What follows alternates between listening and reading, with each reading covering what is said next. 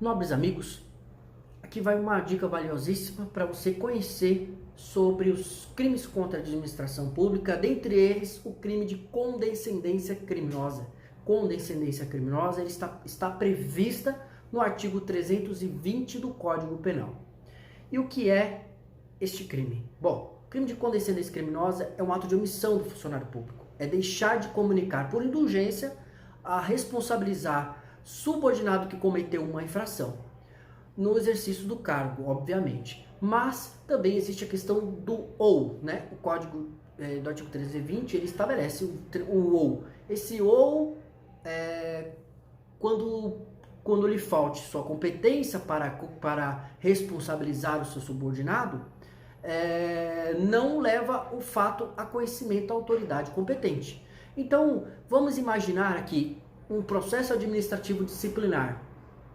E neste processo administrativo disciplinar, no caso, ficou ali parado o processo por ato de omissão. O subalterno, ele deveria se responsabilizar administrativamente. Logicamente, nós podemos colocar civil, administrativamente, penalmente. Nesse caso, existe o ato de omissão do funcionário público devido à condescendência criminosa, mas aí nós temos que observar que esse ato de omissão, ele deve ser por vontade, né? Manifestação de vontade.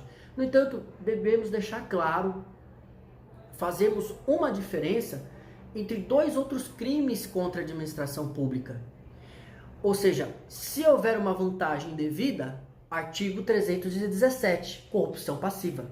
No entanto, se por outro lado houver uma vantagem que aquela que seria pertencente, uma intenção de satisfazer um interesse, uma vantagem, não é? Que sentimental e assim vai, nós temos o crime de prevaricação.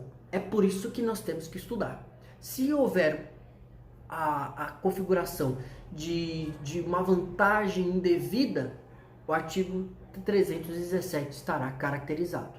Agora, repetindo, artigo 319 já é o crime de prevaricação. Então, são três crimes que podem confundir muitas das pessoas. Então, o crime de prevaricação é uma coisa, crime de, no caso, corrupção passiva é outra coisa, e agora esse condescendência criminosa é mais um outro crime, mas é um ato do funcionário público específico, é um ato muito específico. O funcionário público, por indulgência, né, por ato volitivo de vontade, deixar de responsabilizar o seu subalterno, né, que ele cometeu determinada infração. Agora, o Código Penal, inclusive, breve comentário, o Código Penal não diz respeito que tipo de infração foi, né, que tipo de infração aquele funcionário público cometeu. Se é uma infração administrativa, se é uma infração civil, se é uma infração criminal, mas ele apenas deixou de cometer, de responsabilizar, no caso, o ato.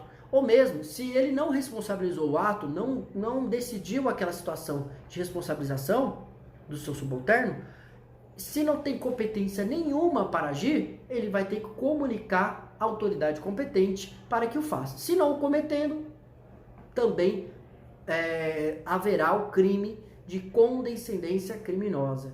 É muito interessante esse artigo.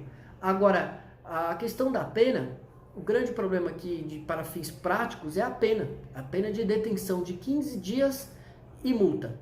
Então, para fins práticos, é interessante denotarmos até na esfera processual, e eu vou falar também na esfera profissional do advogado, nós temos que observar o que deve ser consubstanciado.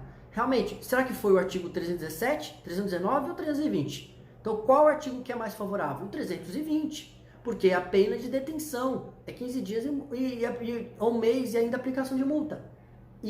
Ou mesmo aplicação de multa, né? Dependendo da situação. Agora, é diferente. O crime de prevaricação é um crime mais grave, o crime de corrupção passiva é mais grave. Então, é por isso que é importante, na esfera profissional, já adentrando na esfera profissional do advogado, numa defesa, observar os requisitos previstos no Código Penal. Se é caso de 317, realmente foi caracterizado, que é o crime de prevaricação. Se é 319, crime de corrupção passiva, então deve ser observado esses três critérios, Se foi a condescendência criminosa, então vamos discutir na esfera jurídica, na esfera judicial, no caso.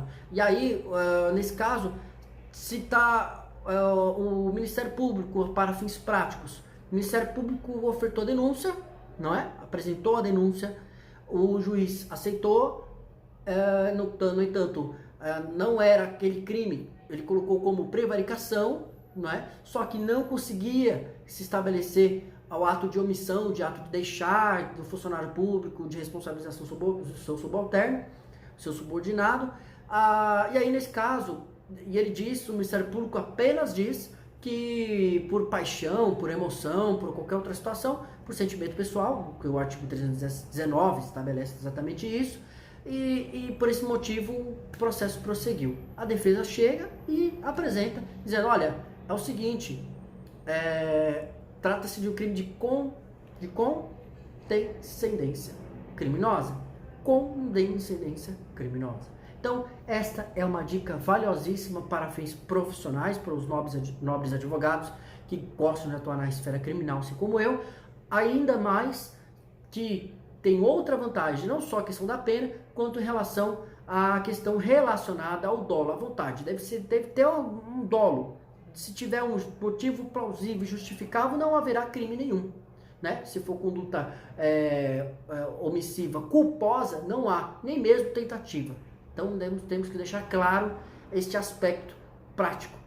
Outro aspecto muito importante que nós temos que observar é um crime em que a responsabilidade, na verdade a competência, será do GCRIM, né? Dos Juizados Especiais Criminais, previsto na Lei 9.099/95. Então, é outro aspecto importante.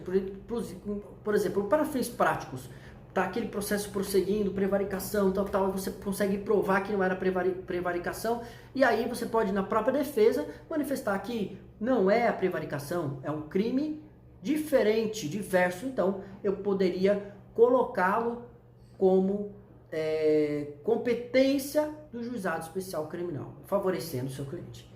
Então, é muito importante para fins práticos o estudo sistematizado de cada crime contra a administração pública para poder aplicá-lo na prática. Inclusive, juízes, promotores, todos têm que conhecer muito bem a relação destes crimes.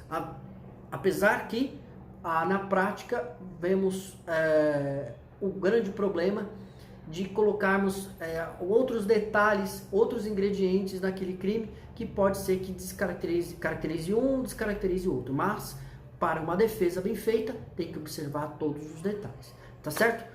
Espero que vocês tenham gostado desse vídeo e espero vocês nos próximos vídeos. Crimes contra a administração pública não acabou por aqui. Os temas sobre esses crimes contra a administração pública serão tratados aqui no meu canal no YouTube, estarão também disponíveis alguns no Instagram, mas independentemente, se inscreve no meu canal. Se você está vendo esse vídeo no Instagram, é só você chegar na bios, aqui no Instagram, que vai ter o link do meu YouTube. Se você está vendo no YouTube, se inscreve no canal. Por quê? Porque você vai ter sempre uma notificaçãozinha dizendo, olha, tem um vídeo novo, tem um tema novo que o Luiz Fernando tratou. Tá certo? Forte abraço e até o próximo vídeo.